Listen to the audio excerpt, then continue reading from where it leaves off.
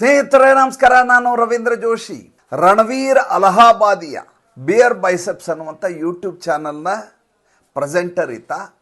ಭಾಳ ದೊಡ್ಡ youtuber, millions of viewers ಈತನಿಗಿದ್ದಾರೆ, ಫಾಲೋಯರ್ಸು. ದೇಶದಲ್ಲಿ ಯಾರು ಸಂದರ್ಶನ ಮಾಡಿಲ್ಲ ಅಂತ ನೀವು ಕೇಳಬೇಕು.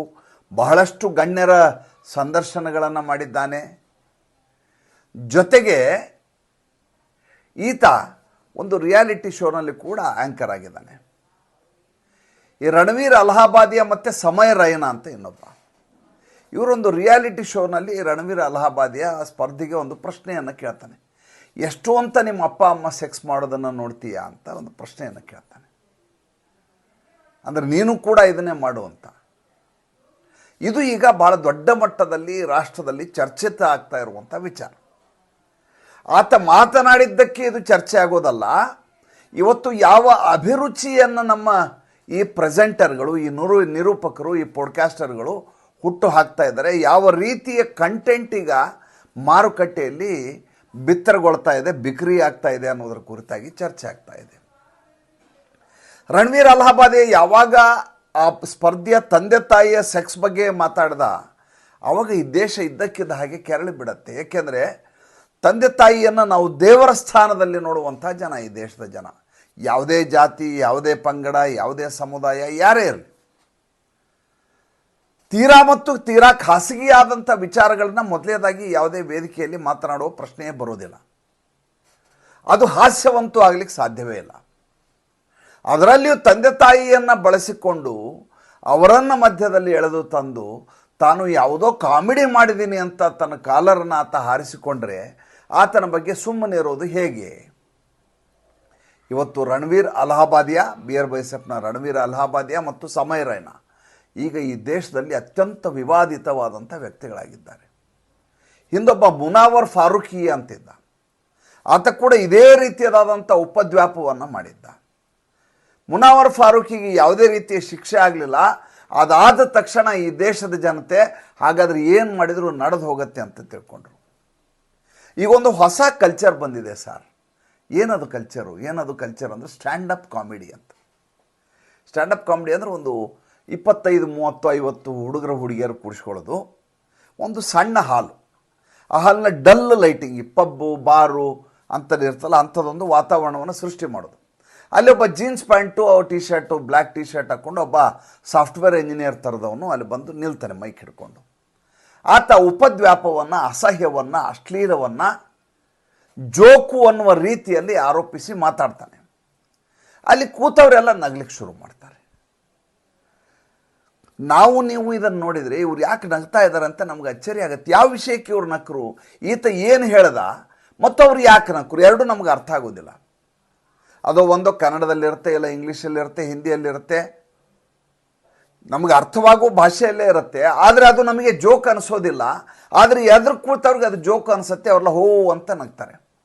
ಇದಕ್ಕೆ ಸಹಸ್ರಾರು ಜನರ ಸಭಾಂಗಣ ಇರೋದಿಲ್ಲ. ಇದಕ್ಕೊಂದು 40, 50, 60 ಜನ, 100 ಜನ ಇದ್ದರೆ ಜಾಸ್ತಿ. ಇವ್ರಿಗೆ ಸ್ಟ್ಯಾಂಡಪ್ ಕಾಮಿಡಿಯನ್ಸ್ ಅಂತ ಹೇಳ್ತಾ ಇದ್ದಾರೆ.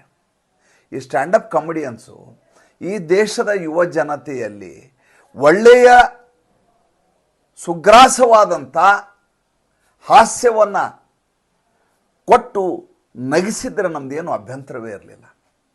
ಅಥವಾ ಒಳ್ಳೆಯ ಅಭಿರುಚಿಯನ್ನು ಹುಟ್ಟಿ ಹಾಕಿದರೆ ಸಮಾಜದಲ್ಲಿ ನಮ್ಮ ಅಭ್ಯಂತರವೇ ಇರಲಿಲ್ಲ. ಆದರೆ ಈಗ ಕೀಳು ಅಭಿರುಚಿಯನ್ನು, ಡಬಲ್ ಮೀನಿಂಗ್ ಡೈಲಾಗ್ಗಳನ್ನು, ದ್ವಂದ್ವಾರ್ಥವನ್ನು, ಇನ್ನೊಬ್ಬರ ಕಾಲೆಳೆಯುವುದನ್ನು ನಾವು ಹಾಸ್ಯ ಅಂತ ಕರೀಲಿಕ್ಕೆ ಶುರು ಮಾಡಿಬಿಟ್ರೆ ಸಮಾಜ ಯಾವ ಕಡೆ ಹೋಗ್ತಾ ಇದೆ ಅನ್ನೋದರ ದಿಕ್ಸೂಚಿ ಆಗತ್ತೆ. ಅದು ಜಿ ಅಂತ ಒಂದು ಟಿ ವಿ ಫಸ್ಟ್ ಶುರುವಾಯಿತು ಹಿಂದಿನಲ್ಲಿ, ಪ್ರೈವೇಟ್ ಚಾನಲ್ ಅಂತ ಶುರುವಾಗಿದ್ದು. ದೂರದರ್ಶನ ನಂತರ ಜಿ ಅನ್ನುವಂಥ ಒಂದು ಎಂಟರ್ಟೈನ್ಮೆಂಟ್ ಚಾನಲ್ ಶುರುವಾಯಿತು, GEC. ಇವತ್ತು ಸಾವಿರಾರು ಚಾನಲ್ಗಳಿದ್ದಾವೆ ಇಂಡಿಯಾದಲ್ಲಿ, ಅದು ಬೇರೆ ವಿಚಾರ. ಅವತ್ತು ಜಿ ಅನ್ನುವಂಥ ಟಿ ವಿನಲ್ಲಿ ಒಂದು ಸಂಜೆ 8 ಗಂಟೆಗೆ ಒಂದು ಧಾರಾವಾಹಿ ಬರೋದು, ತಾರಾ ಅಂಥೇಳಿ ಅದರ ಹೆಸರು.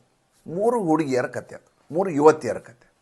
ಅದರಲ್ಲಿ ಒಂದು ದೃಶ್ಯ ಬರುತ್ತೆ, ಒಂದು ಲಿಪ್ ಕೀಸನ್ನು ಆ ಟಿ ವಿನ ಚಾನಲಲ್ಲಿ ತೋರಿಸ್ತಾರೆ. ಮೊದಲೇದಾಗಿ ನಾವು ಅತ್ಯಂತ ಮಣಿವಂತವಾದಂಥ ದೂರದರ್ಶನ ನೋಡಿಕೊಂಡು ನಮ್ಮ ಅಭಿರುಚಿಯನ್ನು ಬೆಳೆಸ್ಕೊಂಡಂಥ ಜನ ನಾವು. ದೂರದರ್ಶನವೇ ನಮ್ಮ ಪಾಲಿನ ಕಾಮಧೇನು, ಕಲ್ಪವೃಕ್ಷ. ಯಾವಾಗ GTV ಬಂತು, ಈ ದೇಶದ ಆಧುನಿಕ ಜಗತ್ತನ್ನೆಲ್ಲ ನಾನು ತೋರಿಸ್ತೀನಿ ಅಂತ ಬಂತದ್ದು. 3 ಹುಡುಗಿಯರ ಬದುಕಿನ ಕತೆ ಹೇಳ್ತಾ ಹೇಳ್ತಾ ಅಶ್ಲೀಲತೆಯನ್ನು ಅದರಲ್ಲಿ ತುಂಬೋದು, ಜೊತೆಗೆ ಲಿಪ್ ಕಿಸ್ಸನ್ನು ತೋರಿಸೋದು, ನೇರವಾಗಿ ಲಿಪ್ ಕಿಸ್ಸನ್ನು ಟಿ ವಿಯಲ್ಲಿ ತೋರಿಸೋದು. ಟಿ ವಿಯನ್ನು ನೋಡೋದು ಮನೆಯಲ್ಲಿ, ಖಾಸಗಿ ಅಲ್ಲ ಅದು. ಸಿನಿಮಾ ಥಿಯೇಟ್ರಲ್ಲಿ ನೋಡೋದು ನಿಮ್ಮ ಖಾಸಗಿ. ಮನೆಯಲ್ಲಿ ಪಕ್ಕದಲ್ಲಿ ಅಪ್ಪ ಅಮ್ಮ ಮಕ್ಕಳು ಅಣ್ಣ ತಂಗಿ ಎಲ್ಲರೂ ಕೂತಿರ್ತಾರೆ, ಲೈಟ್ ಆಫ್ ಆಗಿರೋದಿಲ್ಲ, ಎಲ್ರಿಗೂ ಮುಖ ಎಲ್ರಿಗೂ ಕಾಣಿಸ್ತಾ ಇರ್ತದೆ, ಎಲ್ಲರ ಭಾವನೆ ಎಲ್ರಿಗೂ ಅರ್ಥ ಆಗ್ತಾ ಇರ್ತದೆ. ಯಾವಾಗ ಈ ರೀತಿಯ ಲಿಪ್ ಕಿಸ್ ದೃಶ್ಯ ಬಂತು, ಈ ದೇಶದಲ್ಲಿ ದೊಡ್ಡದಾದಂಥ ಸಂಚಲನ ಆಗಿಬಿಡ್ತು, ದೊಡ್ಡ ವಿವಾದ ಆಯಿತು.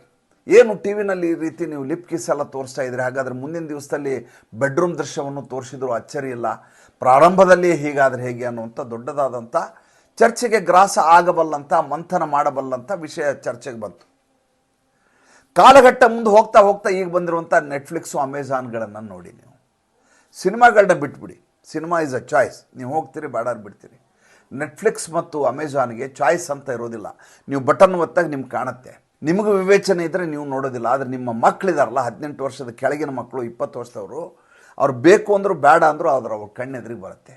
ಅವ್ರ ಕೈಯಲ್ಲಿ ಮೊಬೈಲ್ ಇದೆ, ಬೇಕು ಅಂದರೂ ಬೇಡ ಅಂದರೂ ಆ ರೀಲ್ಸ್ಗಳು ಬರ್ತಾ ಹೋಗ್ತವೆ. ಒಂದು ರೀಲನ್ನು ಸಂಪೂರ್ಣವಾಗಿ ನೋಡಿಬಿಟ್ರೆ, ಒಂದು ಶಾರ್ಟನ್ನು ಸಂಪೂರ್ಣವಾಗಿ ನೋಡಿಬಿಟ್ರೆ ಅದೇ ರೀತಿಯ ಶಾರ್ಟ್ಗಳು ಬರಲಿಕ್ಕೆ ಶುರು ಆಗ್ತವೆ, ಅದೇ ರೀತಿಯ ರೀಲ್ಗಳು ಬರಲಿಕ್ಕೆ ಶುರು ಆಗ್ತವೆ. ಇನ್ಸ್ಟಾಗ್ರಾಮಲ್ಲಿ, ಫೇಸ್ಬುಕ್ಕಲ್ಲಿ, ಯೂಟ್ಯೂಬಲ್ಲಿ. ನೀವು ಯಾರಿಗೆ ಬುದ್ಧಿ ಹೇಳ್ತೀರಿ?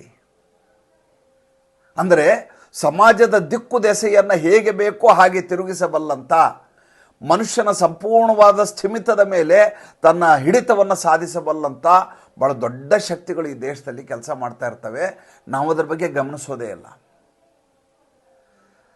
ರಣವೀರ್ ಅಲಹಾಬಾದಿಯ ಇಲ್ಲಿ ಕೇವಲ ನೆಪ ನಾನು ಹೇಳ್ತಾ ಇರೋದು. ರಣವೀರ್ ಅಲಹಾಬಾದಿಯ ಮಾಡಿದ್ದು ಗಲ್ಲು ಶಿಕ್ಷೆ ಅಂತ ನಾನು ಹೇಳೋದಲ್ಲ. ರಣವೀರ್ ಅಲಹಾಬಾದಿಯ ಮಾತಾಡಿದ್ದು 100ಕ್ಕೆ 100 ತಪ್ಪೇ, ಅನುಮಾನವೇ ಇಲ್ಲ. ಶಿಕ್ಷಾರ್ಹವಾದ ಅಪರಾಧ. ಆತನ ಚಾನಲ್ ಬ್ಯಾನ್ ಆಗಬೇಕು, ಅದಕ್ಕೆ ಸಸ್ಪೆಂಡ್ ಮಾಡಬೇಕು. ಯೂಟ್ಯೂಬ್ ಅವರು ಆತನ ರಿಯಾಲಿಟಿ ಶೋ ನಿಲ್ಲಬೇಕು, ಇದಕ್ಕೆ ನಿಷೇಧ ಇರಬೇಕು. ನಮ್ಮ ಮಕ್ಕಳು ಈ ರೀತಿ ರಣವೀರ್ ಅಲಹಾಬಾದಿಯಾನಂಥ ಬೇರೆ ಬೈಸೆಪ್ಗಳನ್ನು ನೋಡಬೇಕಾದ ಅಗತ್ಯ ಇಲ್ಲ. ಅದೆಲ್ಲ ಬೇರೆ ಮಾತು. ಆದರೆ ಅದನ್ನು ಇಟ್ಕೊಂಡು ಇವತ್ತು ನಾವು ಚರ್ಚೆ ಮಾಡಬೇಕಾದಂಥ ವಿಚಾರ ಏನಂದರೆ, ನಮ್ಮ ಅಭಿರುಚಿಯನ್ನು ಸುಧಾರಿಸಬಲ್ಲಂಥ ದಿಕ್ಕಿನಲ್ಲಿ ನಮ್ಮ ನಡೆ ಹೇಗಿರಬೇಕು ಅನ್ನೋದು ಈಗ ಚರ್ಚೆ ಆಗಬೇಕಾಗಿರೋದು. ರಣವೀರ್ ಅಲಹಾಬಾದಿಯ ಬಿಡಿ, ಇವತ್ತು ಅವನು ಕ್ಷಮೆ ಕೇಳ್ದ. ಕ್ಷಮೆ ಯಾವ ರೀತಿ ಕೇಳಿರ್ಬೋದು ಹೇಳಿ? ಅವನು ನಾನು ಈ ರೀತಿ ಮಾತಾಡಬಾರ್ದಾಗಿತ್ತು ಅನ್ನಿಲ್ಲ. ಅವನು ಈತನ ಕೆಟ್ಟ ಇಂಗ್ಲೀಷು ಹಿಂದಿನಲ್ಲಿ ನನಗೆ ಕಾಮಿಡಿ ಮಾಡಲಿಕ್ಕೆ ಬರೋದಿಲ್ಲ, ನಾನು ಸ್ಪಷ್ಟೀಕರಣ ಕೊಡಲಿಕ್ಕೆ ಹೋಗೋದಿಲ್ಲ, ಆದ್ದರಿಂದ ನಿಮಗೆ ಬೇಜಾರಾಗಿದ್ದರೆ ಕ್ಷಮೆ ಕೇಳ್ತಾ ಇದ್ದೀನಿ. ಏನು ಹಿಂಗಂದರೆ ಅವನು ಏನು ಹೇಳಬೇಕಾಗಿತ್ತು? ನಿರ್ಲಜ್ಜೆ ಇದ್ದಾನ ಅವನು ಏನು ಹೇಳಬೇಕಾಗಿತ್ತು? ಮನುಷ್ಯನಿಗೆ ಸ್ಲಿಪ್ ಆಫ್ ಟಂಗ್ ಆಗುತ್ತೆ ಅನ್ನೋದು. ಸ್ಲಿಪ್ ಆಫ್ ಟಂಗ್ ಅಲ್ಲ, ನನ್ನ ಅಭಿರುಚಿಯೇ ಕೀಳು ಅಭಿರುಚಿ ಅಂತ ನನಗೆ ನಾಚಿಕೆ ಆಗ್ತಾ ಇದೆ. ನಾನು ತಂದೆ ತಾಯಿ ಅಶ್ಲೀಲದ್ರ ಬಗ್ಗೆ ಮಾತಾಡಿಬಿಟ್ಟೆ, ಸೆಕ್ಸ್ ಲೈಫ್ ಬಗ್ಗೆ ನನಗೆ ನಾಚಿಕೆ ಆಗ್ತಾ ಇದೆ, ದಯವಿಟ್ಟು ನನ್ನ ಕ್ಷಮಿಸಿಬಿಡಿ, ನಿಮ್ಮ ಕಾಲು ಬೀಳ್ತೀನಿ ಅಂತ ಹೇಳ್ಬೇಕಾಯ್ತು. ಆದರೆ ಹಂಗೆ ಹೇಳಿಲ್ಲ.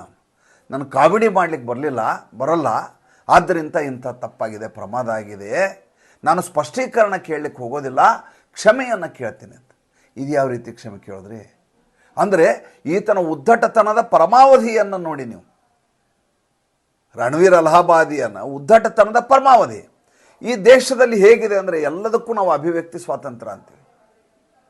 ಇಲ್ಲಿ MF ಹುಸೇನು ನಮ್ಮ ಸರಸ್ವತಿಯನ್ನು ನಗ್ನವಾಗಿ ತೋರಿಸ್ತಾರೆ, ಅದನ್ನು ನಾವು ವಿರೋಧಿಸಿದ ಕೂಡಲೇ ನಮ್ಮನ್ನು ಕೋಮುವಾದಿ ಅಂತಾರೆ, ಆತನನ್ನು ಕೋಮು ಸೌಹಾರ್ದತೆಯ ಪ್ರತೀಕವಾಗಿ ಆತನನ್ನು ಬಿಂಬಿಸ್ತಾರೆ. ನಮ್ಮ ದೇಶದಲ್ಲಿ ಕುಣಾಲ್ ಕಾಮ್ರಾ ಥರದವರು ಗಣಪತಿಯ ಮೇಲೆ ಕಾಮಿಡಿ ಮಾಡ್ತಾರೆ.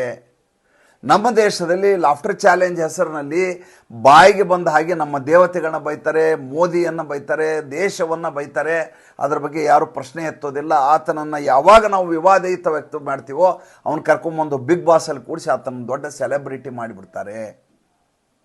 ಇವರು ಯಾವಾಗ ಸೆಲೆಬ್ರಿಟಿ ಆಗ್ತಾರೆ ರೀ? ಇವ್ರು ಎಂಥ ಸೆಲೆಬ್ರಿಟಿ ರೀ? ಯೂಟ್ಯೂಬಲ್ಲಿ 1 ಮಿಲಿಯನ್ 2 ಮಿಲಿಯನ್ ಜನ ನೋಡಿದ ತಕ್ಷಣ ಇವ್ರನ್ನ ಸೆಲೆಬ್ರಿಟಿ ಅಂದ್ಬಿಟ್ರೆ, ಹಾಗಾದ್ರೆ ಈ ದೇಶದಲ್ಲಿ ವಿವೇಕಾನಂದನ್ ಥರದವರಿದ್ದರು, ಭಗತ್ ಸಿಂಗ್ ಥರದವರಿದ್ದರು, ಅವ್ರು ಏನು ಹಂಗಾರೆ? ನೇತಾಜಿ ಸುಭಾಷ್ ಚಂದ್ರ ಬೋಸ್ ಇದ್ರು, ಅವ್ರೇನು ಹೇಳಿ ಹಂಗಾರೆ? ಒಬ್ಬ ಬಿಯರ್ ಬೈಸೆಪ್ಸ್ಗೆ 1.5 ಮಿಲಿಯನ್ 2 ಮಿಲಿಯನ್ ವ್ಯೂವರ್ಸ್ ಬಂದರು ಅನ್ನುವಂಥ ತಕ್ಷಣ ಆತ ಒಬ್ಬ ಸೆಲೆಬ್ರಿಟಿ ಅಂತ ಪರಿಭಾವಿಸಿಬಿಟ್ರೆ ನಾವು ಯಾವ ಸ್ಥಿತಿಗೆ ಹೋಗಿದ್ದೀವಿ? ನನಗೆ ಭಾಳಷ್ಟು ಜನ ಫೋನ್ ಮಾಡ್ತಾರೆ ಅಥವಾ ಸಿಕ್ಕಾಗಿ ಹೇಳ್ತಾರೆ, ಏನಂತ? ಸರ್ ನಾನು ನಿಮ್ಮ ಫ್ಯಾನು ಅಂತ. ನನಗೆ ಭಾಳ ಮುಜುಗರ ಆಗುವಂಥ ಶಬ್ದ ಫ್ಯಾನ್ ಅನ್ನೋದು. ಅವರು ಪಾಪ ಭಾಳ ಪ್ರೀತಿಯಿಂದ ಅತ್ಯಂತ ಮಮತೆಯಿಂದ ಅಂತಃಕರಣದಿಂದ ಹೇಳ್ತಾರೆ, ಆರಾಧನಾ ಭಾವದಿಂದ ಹೇಳ್ತಾರೆ ನಾನು ನಿಮ್ಮ ಫ್ಯಾನು ಅಂತ. ಆದರೆ ನಾನು ಅದನ್ನ ಒಪ್ಕೊಳ್ಳಿಕ್ಕೆ ತಯಾರಿಲ್ಲ, ಯಾಕೆಂದ್ರೆ ಅದು ನಮ್ಮನ್ನು ಭ್ರಮಾಧೀನಗೊಳಿಸುವ ಶಬ್ದ.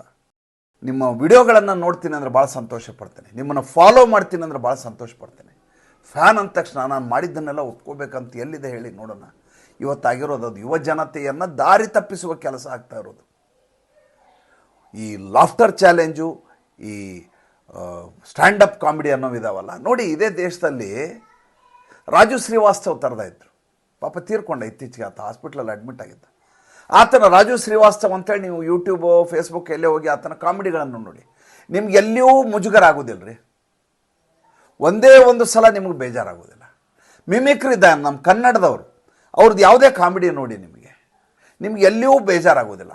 ಪ್ರೊಫೆಸರ್ ಕೃಷ್ಣೇಗೌಡರ ಮಾತು ಕೇಳಿ, ಗಂಗಾವತಿ ಬೀಚ್ ಪ್ರಾಣೇಶ್ ಅವ್ರ ಮಾತು ಕೇಳಿ, ಪ್ರಾಣೇಶ್ ಕುಲಕರ್ಣಿ ಅವ್ರ ಮಾತು ಕೇಳಿ, ನಿಮ್ಗೆ ಎಲ್ಲಿಯೂ ಮುಜುಗರ ಆಗೋದಿಲ್ಲ. ಅಥವಾ ನಿಮ್ಮ ಅಕ್ಕಪಕ್ಕದಲ್ಲಿ ತಂದೆ ತಾಯಿ ಇದ್ದಾಗ ಹೆಂಗೆ ಅಂತ ನಿಮಗೆ ಸಂಕೋಚ ಪಡಬೇಕಾದಂಥ ಅಗತ್ಯತೆ ಇರೋದಿಲ್ಲ. ಆದರೆ ಈಗ ಬರುವಂಥ ಹೊಸ ತಳಿ ಇದೆಯಲ್ಲ, ಆ ತಳಿ ಮಾತಾಡಿದ ತಕ್ಷಣ ನೀವು ಅಕ್ಕಪಕ್ಕ ನೋಡ್ಬೇಕಾಗತ್ತೆ, ಏನು ಹೇಳ್ತಾ ಇದ್ದಾನೆ ಅಂತ. ಅವರು ಒಳಗಡೆ ಪ್ಯಾಂಟಿ ಬಗ್ಗೆ ಮಾತಾಡ್ತಾರೆ, ಹಾಕ್ಕೊಂಡಿರೋ ಬ್ರಾ ಬಗ್ಗೆ ಮಾತಾಡ್ತಾರೆ, ಚಡ್ಡಿ ಹಾಕ್ಕೋಬೇಕೋ ಬೇಡ ಅನ್ನೋದ್ರ ಬಗ್ಗೆ ಮಾತಾಡ್ತಾರೆ, ಡಬಲ್ ಮೀನಿಂಗ್ ಮಾತಾಡ್ತಾರೆ. ಹಾಗೆ ಮಾತನಾಡೋ ಮೂಲಕ ನಾವು ಭಾಳ ಮುಂದುವರೆದಿದ್ದೇವೆ, ಆಧುನಿಕತೆಯತ್ತ ಮುಖ ಮಾಡಿದ್ದೇವೆ ಅಂತ ಅವ್ರು ಭಾವಿಸಿರ್ತಾರೆ. ಅದನ್ನು ನೋಡಿ ಇವು ಕೆಕೆ ನಗ್ತಿರ್ತವೆ. ನಮ್ಗೆ ಏನು ಹೇಳ್ತೀರಾ? ರಣವೀರ್ ಅಲಹಾಬಾದಿಯ ಮೇಲೆ ಮೊದಲು ಈಗಾಗಲೇ 2 ಕೇಸ್ ಹಾಕಿದ್ದಾರೆ. ದೇವೇಂದ್ರ ಫಡ್ನವೀಸ್ ಹೇಳಿದ್ದಾರೆ, ಇನ್ನು ನಾವು ಯಾವುದು ಸಹಿಸೋದಿಲ್ಲ ನಾವು ಈ ರೀತಿದ್ದು ಅಂತ. ಈತನ ಚಾನಲ್ ಬ್ಯಾನ್ ಮಾಡಬೇಕು. ಯಾರಾದರೂ ಫಾಲೋ ಮಾಡ್ತಿರೋ ದಯವಿಟ್ಟು ಅನ್ಫಾಲೋ ಮಾಡಿ. ಏಕೆಂದರೆ ಒಳ್ಳೆಯದಕ್ಕಾಗಿ ನಮ್ಮ ಶ್ರೀಕಾರ ಇಲ್ಲಿಂದನೇ ಶುರುವಾಗಬೇಕು ಅನ್ನೋದು ನನ್ನ ಭಾವ. ಹೇಗನ್ನಿಸ್ತು ದಯವಿಟ್ಟು ತಿಳಿಸಿ. ತಮ್ಮ ಅಭಿಪ್ರಾಯವನ್ನು ನಾನು ಕೂಡ ಭಾಳ ಗಂಭೀರವಾಗಿ ಪರಿಗಣಿಸ್ತೀನಿ. ನಿಮಗೇನು ಅನ್ನಿಸ್ತು ಅಂತ. ನಾನು ಒಬ್ಬ ಹಳೆಯ ಕಾಲದವನು ಅಂತ ನಿಮ್ಗೆ ಅನಿಸಿದರೆ ಬೇಜಾರಿಲ್ಲ ನನಗೆ. ನಾನು ಒಂದು ಅತ್ಯಂತ ಮಧ್ಯಮ ವರ್ಗೀಯ ಕುಟುಂಬದಲ್ಲಿ ಬೆಳೆದು ಬಂದಂಥ ಪರಂಪರೆ ಸಂಪ್ರದಾಯವನ್ನು ರೂಢಿಸಿಕೊಂಡು ಜೀವನ ನಡೆಸ್ತಾ ಇರುವಂಥ ವ್ಯಕ್ತಿ. ಇದನ್ನು ಮೀರಿದ ಆಧುನಿಕತೆ ನನಗೆ ಅಗತ್ಯ ಇಲ್ಲ. ನಮಸ್ಕಾರ.